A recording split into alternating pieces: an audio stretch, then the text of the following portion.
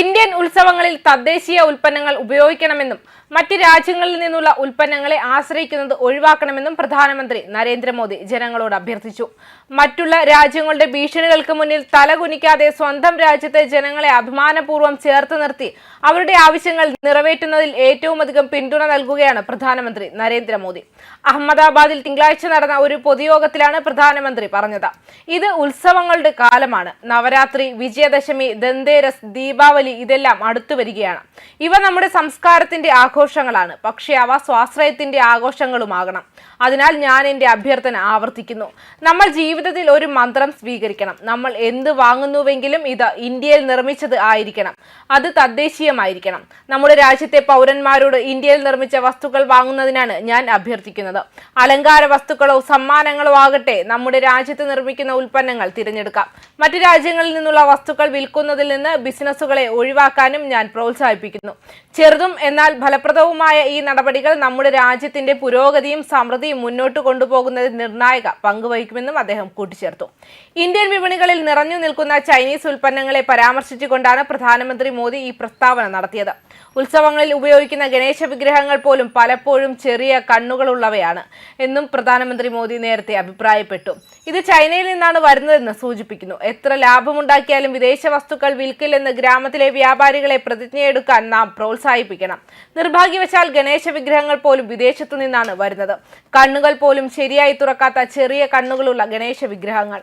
Operation സിന്ദൂറിനായി ഒരു പൗരനെന്ന നിലയിൽ എനിക്ക് നിങ്ങളോടൊരു കടമയുണ്ട്. വീട്ടിൽ പോയി 24 മണിക്കൂറിനുള്ളിൽ നിങ്ങൾ എത്ര വിദേശ ഉൽപ്പന്നങ്ങൾ ഉപയോഗിക്കുന്നുവെന്ന് ഒരു ലിസ്റ്റ് തയ്യാറാക്കുക, പ്രധാനമന്ത്രി മോദി പറഞ്ഞിരുന്നു.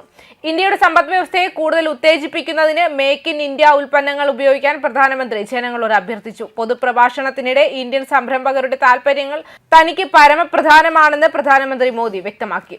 എന്റെ രാജ്യത്തെ ചെറുകിട സംരംഭകരായാലും കർഷകരായാലും മൃഗപാലകരായാലും ഞാൻ നിങ്ങൾക്ക് വീണ്ടും വീണ്ടും വാഗ്ദാനം ചെയ്യുന്നു, നിങ്ങളുടെ താൽപര്യങ്ങളാണ് മോദിക്ക് പരമപ്രധാനം. ചെറുകിട സംരംഭകർക്കും കർഷകർക്കും മൃഗപാലകർക്കും ഒരു ദോഷവും വരാൻ എന്റെ സർക്കാർ ഒരിക്കലും അനുവദിക്കില്ല. എത്ര സമ്മർദ്ദം നേരിട്ടാലും അതിനെ ചെറുക്കാനുള്ള ശക്തി ഞങ്ങൾ വർദ്ധിപ്പിച്ചുകൊണ്ടിരിക്കും.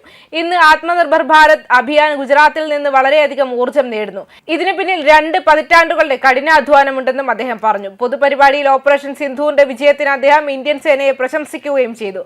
സുദർശൻ ചക്രധാരി മോഹൻ പ്രതിനിധീകരിക്കുന്ന നമ്മുടെ സൈന്യത്തിന്റെ വീര്യത്തിന്റെയും ഇന്ത്യയുടെ ഇച്ഛാശക്തിയുടെയും പ്രതീകമായി ഓപ്പറേഷൻ സിന്ധൂർ മാറിയിരിക്കുന്നു. നമ്മുടെ ബഹുമാന്യനായ ബാപ്പു ചർഖധാരി മോഹൻ സ്വദേശിയിലൂടെ ഇന്ത്യയുടെ അഭിവൃദ്ധിയിലേക്കുള്ള പാത കാണിച്ചു തന്നു. ബാപ്പുവിന്റെ പേരിൽ പതിറ്റാണ്ടുകളായി അധികാരം ആസ്വദിച്ച പാർട്ടി അദ്ദേഹത്തിന്റെ ആത്മാവിനെ തകർത്തതിന്റെ സാക്ഷ്യമാണ് സബർമതി ആശ്രമം. ബാപ്പുവിന്റെ സ്വദേശി മന്ത്രം കൊണ്ട് അത് എന്തു ചെയ്തു? വർഷങ്ങളായി ഗാന്ധിയുടെ പേരിൽ രാവും പകലും വാഹനങ്ങൾ ഓടിക്കുന്നവരിൽ നിന്ന് ഇന്ന് സ്വച്ഛത അല്ലെങ്കിൽ സ്വദേശി എന്ന വാക്കുകൾ നിങ്ങൾ കേൾക്കില്ല. അവരുടെ ധാരണയ്ക്ക് എന്ത് സംഭവിച്ചുവെന്ന് മനസ്സിലാക്കാൻ ഈ രാജ്യം പാടുപെടുന്നുവെന്നും അദ്ദേഹം കൂട്ടിച്ചേർത്തു. നേരത്തെ 1400 കോടി രൂപയിലധികം വിലമതിക്കുന്ന ഒന്നിലധികം റെയിൽവേ പദ്ധതികൾ പ്രധാനമന്ത്രി മോദി രാഷ്ട്രത്തിന് സമർപ്പിച്ചു.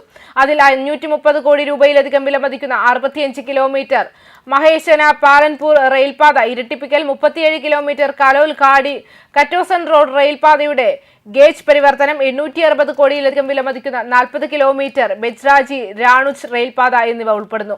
സ്വാശ്രയത്വത്തെയും അടിസ്ഥാന സൗകര്യ വളർച്ചയെയും കുറിച്ചുള്ള മോദിയുടെ കാഴ്ചപ്പാടിനനുസൃതമായി ഗുജറാത്തിലെ കണക്ടിവിറ്റിയും സാമ്പത്തിക വികസനവും വർദ്ധിപ്പിക്കുക എന്നതാണ് ഈ പദ്ധതികളുടെ ലക്ഷ്യം.